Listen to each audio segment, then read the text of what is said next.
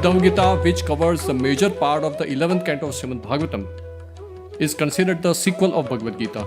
It is called Uddhava Gita because it was sung by Sri Krishna to Sri Uddhava just before the Lord's disappearance from this world. Topics spoken by Sri Krishna in Bhagavad Gita are dealt with in more detail here. The timing of this dialogue is when Sri Krishna's pastimes are nearing the end. The destruction of Yadu dynasty by mutual fratricidal fighting has already started on account of a curse by the holy sages on them. During such turbulent times at Dwarka, Krishna advised the Yadavas to move to Prabhas for prayers.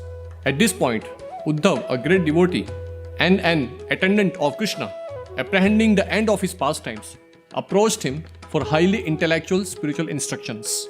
These teachings of Krishna to Uddhav, spread over 23 chapters from the 7th to 29th of the 11th canto of Srimad Bhagavatam, are known as the Uddhava Gita.